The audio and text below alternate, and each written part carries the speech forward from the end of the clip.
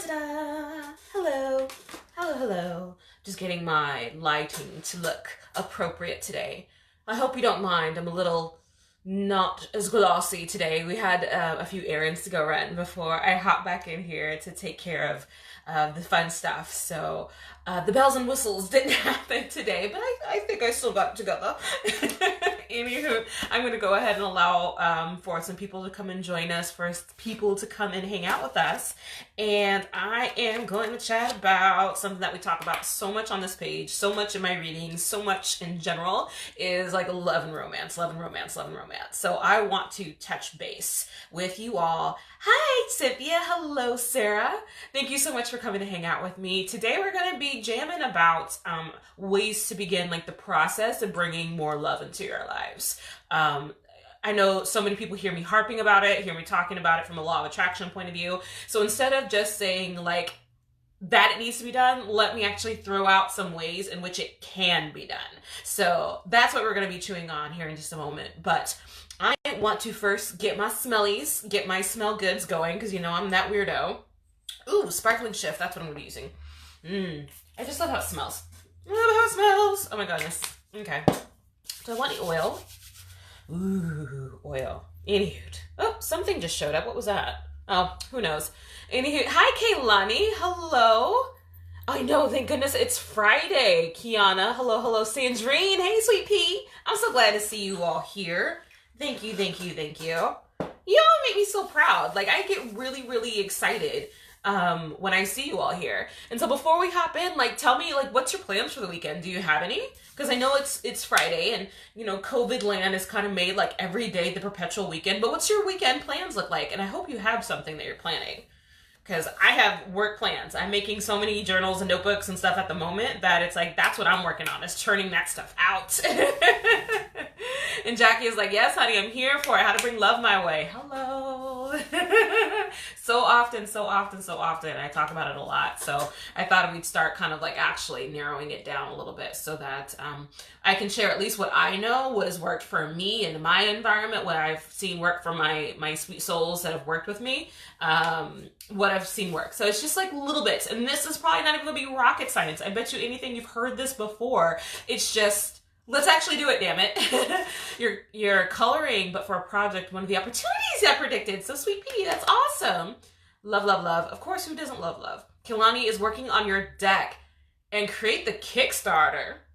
Oh, honey, we need to talk. What's this Kickstarter about? Anywho, so I know you hear either on my lives or on any of the conversations that we have when it comes to bringing love into our lives. I'm always talking about how we need to create love internally first, right? Hey, Tony. And something that I'm starting to remember is like, how, right? How do we do this? How do we begin to start that process? It's always easier said than done. So, and the cool thing is that there's a million ways to do it. So I thought I would share and throw out there some ways that I like to do it, especially if I'm feeling like meh, you know, but ways that I've seen other people do it, ways that I've done it, just little ways. So the biggest thing for you single sweet peas, is to create romantic spaces. And this is in your apartment, in your home, in your house, whatever it is that is necessary, create romantic spaces. So if you walk into your home, especially the place that you live in the most, is that your bedroom that you spend most of your time in, or the living room that you spend most of your time in, whatever room you spend the most time in, romanticize it. Make it romantic. Make it open and welcoming. Is it cluttered? Is it dirty? Does it need dusting? Is there boxes stacked up? If you look around, is there any artwork? And is the artwork soft and is it hard and dramatic? Maybe pull in some statues that are like couples all entwined. There's so many that are around because people love to like depict romantic situations in statues. Is there aromas that we can, what does the room smell like? That's another one. That's a big one. Can you find maybe a romantic, musky, earthy, fragrance that you can kind of have wafting in the air, like some either aromatherapy, essential oils, whatever works, a room spray, like have that going in the air. And it's just creating a romantic space, anything that kind of makes you feel lovey, gushing, romantic, and maybe even a little sizzly if you want to. create that space. Literally creating that space kind of puts you in the mindset. So like the next people or the next persons or you know, be it yourself or anybody else that shows up in that room kind of has like the feel goods when they enter this space, but ultimately it puts you in that space. So that's what we always aim for, is putting you in that space. So Tony was saying, I'm actually thinking about making a room in my closet, but her thing I want her to wear. I don't quite get that. Like, wait. So that's just me misunderstanding what was typed. No biggies. It sounds like you're thinking about making like a romantic space in your closet. Kind of like a, what do you call it? I'm not going to call it a shrine, but like a romantic space. Like you're... See, the thing is, and the only question that I have about that is why in a closet? Because that has the connotation or the energetic feel that you're keeping it sneaky, you're keeping it closed, you're keeping it away. And if the point is to attract it, we need to make it as slippery and put things you want her to wear. That's a good way to do it. Make it as slippery and as easily accessible and as overwhelmingly welcoming as possible. So making it open or make it in the forefront, make it in like this is something that comes into you. So let's not put things in front of it, like doors or you know, like let's not put things in front of it, but let's keep it open so that it's more likely to show up for us. Something that I love to have people do when they are talking about how love is not in their life or it's not succumbing to them or it's not around them is to make a list of everything that you want in a partner, especially if you're single, everything you want in a partner. And then to start doing the exact things that you want in your partner for yourself. So if you want a partner with good credit, time to start looking at your own credit. What does it look like? Can you improve it? What do you know, what's going on there that might need to be adjusted? If you want a certain educational level, then what does yours look like? Making sure that you increase yours or create a plan to get yours the way you're looking for it. Like everything that you're looking for, if you want a particular physique, if you want a particular, you know, type, start creating that type, maybe not necessarily in yourself, but for yourself. So it's like elements that you're looking outside, create it inside first, and then the outside, like attracts like, right? Because that's how matter, stars, planets coalesce, they come together because like is attracted to like. People like people who are like themselves. So if you want something in particular, create it in yourself and you're going to be dragging that to you. With that, I always tell, especially women, when they're going through romantic ups and downs, is to begin the process of dating yourself. So looking at yourself like you're the romantic person that it's going to take you on the walk along the beach. Take yourself out on a candlelit dinner or make a candlelit dinner for yourself.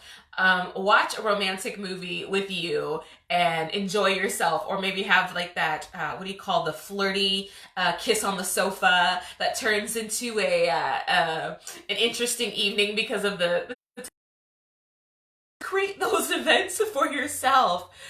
Sarah just mentioned that's so important. Be the person you're looking for. Hell, OMG, yes. What if your crush also crushes on someone aside from you as well? So, Hun Bunch, what I would suggest in that situation is to look to what's going on. So you